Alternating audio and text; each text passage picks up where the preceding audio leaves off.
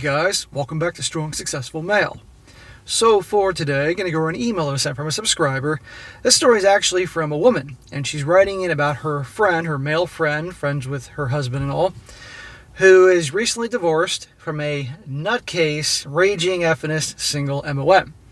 And she shares a story how he foolishly got involved with her. She was divorced, a couple kids, obviously had some screws loose, but he married her for the reasons you're going to find out, which in a way could be a little karma for him for, well, you're going to see. And then finds out, after marrying her, that she's a raging effeminist who's trying to bring the hammer down on guys, bring the hammer down on the patriarchy. But ultimately, you're going to see the patriarchy is going to bring the hammer down on her after her pulling a lot of very serious stunts with her guy. And let me very good one to go here. Once again, reminding you gentlemen that you must, for you relationship guys, for you guys that don't want to do relationships, don't worry about it. You must do your homework. You must do your homework on your girl. Spend years with her really finding out who she is. Because people can hide their true character for a long time, but eventually it does come out. And of course, if you want to have a family and kids and all that, get with a gal that doesn't have any baggage. The single MOMs, by and large, have even the better ones, they're still going to have some baggage. And do you really need that? No. And other ones out there are complete wackos that will use you. Again, not everyone, but a lot are. So you got to be careful. Unfortunately, this guy, he comes out on top mostly, but still goes through a lot of craziness that nobody should go through. So it starts off, says here, hello SSM. I'm a woman writing the story of a dear friend of my husband and mine. He is from Central Europe. Let's call him Joseph.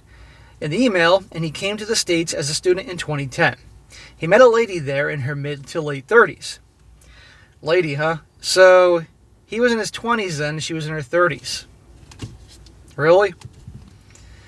She, we will call her Amanda, had divorced her first husband because, according to her, wait for it, he was controlling and abusive. Well, I'm sure there are guys out there that are pretty bad seeds, but isn't that kind of the story nowadays all the time anyway? There's a breakup, and no matter what, the guy was always usually controlling and abusive. She had 2 children from that marriage. Joseph started going out with her, and after 1 year, he proposed to her. Smack! Is he out of his freaking mind? 1 year?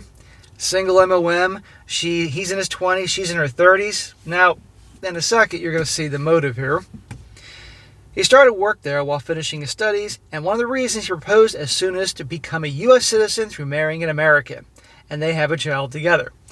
So, that age-old trick. So, in a way, some of this was he brought on himself. I don't like that sneaky method that's used to become citizens of our great country here. So, some of this he brought on himself, and he rushed into it. But regardless, I don't like guys being treated the way this guy's going to be treated. She was quite controlling and manipulative and always reminded him that he got to stay in America because of her. Is this the same woman that said her ex was controlling and abusive? Now she's doing the same thing to this guy? I think we know who the real controlling and abusive was in her previous marriage. During their 10 years of marriage, she never worked because she wanted to be a stay-at-home mother. So our friend worked hard, 2 jobs at times, until he started his own business. It was difficult in the beginning, but he was successful after a couple of years and managed to buy a big house of his family of 5. So immediately she's not working. So, this sounds like a big business deal. She got what she wanted. He got what he wanted to become an American citizen, but still found out real quick, not a good, very bad deal. She was quite vocal on Facebook and social media that her life's goal was to fight the patriarchy in her family, church, and everywhere in America, since there's so much oppression going on here. Isn't she the stay-at-home mom that doesn't have to work, and she wants to fight the patriarchy? Hello, she doesn't have to go to work every day, deal with the boss, deal with the commute, deal with crazy coworkers, that type of thing. And she's complaining about the system where the guy is... You get my point here? She says, I don't understand this because, to my understanding, America is the country with the most freedom and liberty in the world. I mean, if you're free to say those things, then you are free. A woman would not dare say the same things in the Middle East or some other places. Yeah, these types that carry on about just how oppressed and horrible it is over here, okay, fine. Take a one-way ticket over to certain places in this world, like, I don't know, Afghanistan right now, and I'm sure these same types would be begging and pleading, literally on the runway, jumping on the wings of the plane to get out of there after one day. Please take me back. I won't say anything about the patriarchy anymore. Anyway, we got to know that our friend Joseph was going through therapy for about 1 year. Yeah, if I was with her, I'd need therapy too. His wife had convinced him, or better yet, she gaslighted him that he was selfish, with double personality disorder, and narcissistic, and he needed to do therapy. Mind you, she is not a professional, but this was her diagnosis of him. Again, the raging feminist who wants to battle the patriarchy from home with no job and all that, and he's the big villain here. But you know what? A lot of guys can just get so worn down that they start believing this type of crap. The psychologist had many sessions with him, and after 1 year, he informed him that it didn't feel right to take his money anymore because Joseph had zero signs of narcissism or selfishness of any disorder. On the contrary, according to the accounts he brought up to the doctor, the wife manifested these features. Shocker. Now, the therapist had no problem for an entire year taking this guy's money. Usually the therapy sessions, I think, are typically once a week. Well, it could be maybe once every 2 weeks. Who knows? But maybe he had to get that number. But I would imagine the therapist would probably have that guy's number, that he's not anything that his wife said he is, after probably about 4 or 5 sessions. But regardless, like, yeah, you don't have these problems, sir. It's your wife that has these problems. Says his conclusion was that he wanted his wife to come for a visit. Joseph had a moment of clear mind for the first time in 10 years. 10 years. It's like just boom. The spell wore off. He realized how much of a doormat he had become. And here the nightmare begins. Amanda didn't like the conclusion of that psychologist, of course, and a few days later, after a mild argument about something insignificant, she called the police and had him arrested for, wait for it, domestic things. I gotta watch what I say here on YouTube. And filed a restraining order against him. He was in for 2 days, and for a lack of proof, he was released. Right there. She knew it was over at that point. The guy literally just, whoosh, the spell wore off, and the guy's like, the hell with it, and the therapist is saying, no, she's got the problem, and immediately, abuse, control, that type of thing. I think, now who paid the higher price here? I mean, that price he paid for the green card. However, he couldn't go back home, so he slept in his car for about 10 days until he found a little tiny apartment in the city. Because of Amanda's social media post of dealing with a narcissistic, abusive husband who had also been arrested, he lost half of his clients, so his business was suffering. She filed for divorce right after. Yep, she's going scorched earth on him. All because he suggested maybe you should try some therapy too. I mean, just vicious. And this is why you spend years getting to know your girl. Years, and you don't get involved with the wacko single MOMs. And I might add that whenever they're labeling their exes as controlling and abusive and all these things, take that with a grain of salt. Do your own homework on that thing, because maybe some are, because there are some bad guys out there. But all the time, that label, it can't be accurate.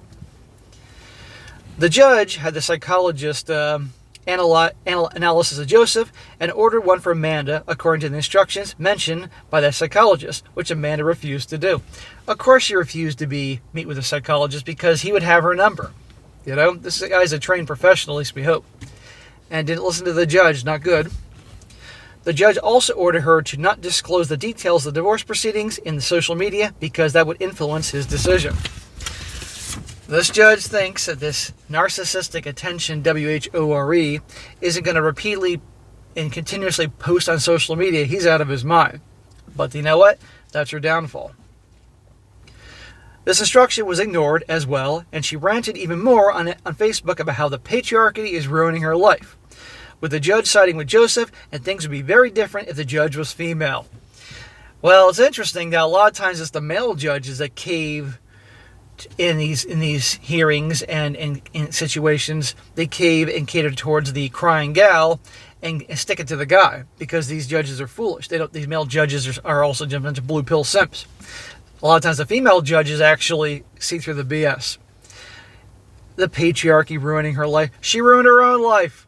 She's the one that treated this guy like garbage. She's the one that pulled all this crap. But she's just angry and a narcissist. That's a big theme of this video, narcissist. Everybody else is the villain but them. The judge didn't like all these things and demanded her to go under psychological examination and stop posting online again in another court meeting, and she didn't do that either. Don't piss off the judge.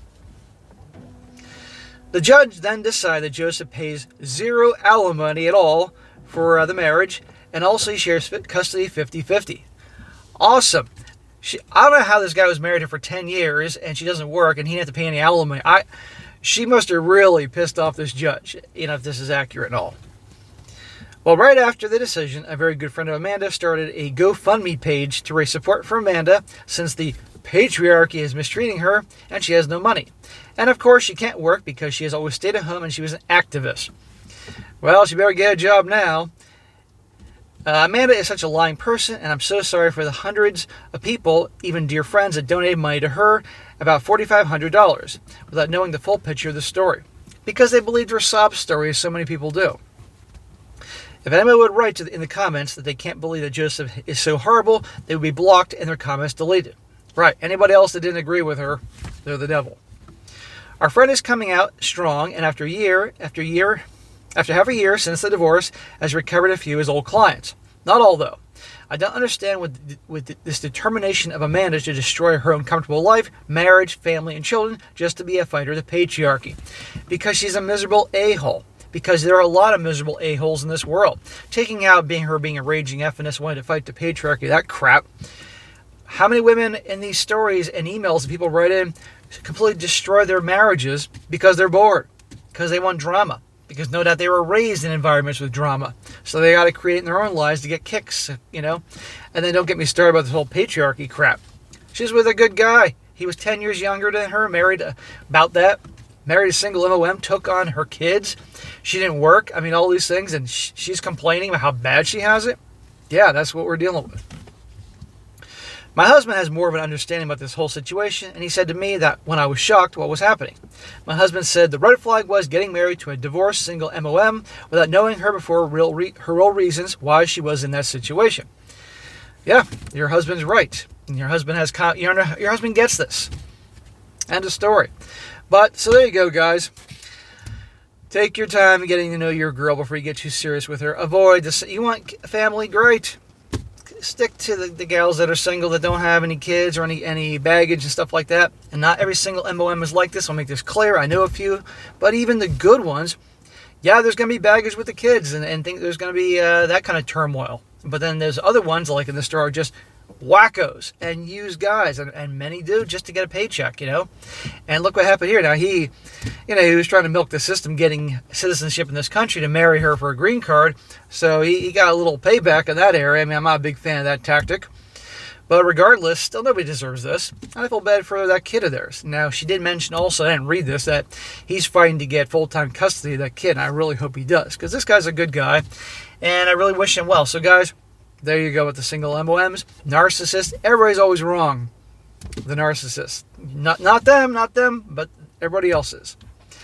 Alright guys, that's it for today. Be sure to comment down below. Let me know what you think about this. And be sure to like the video, share with your friends, and subscribe. I'll catch you next time.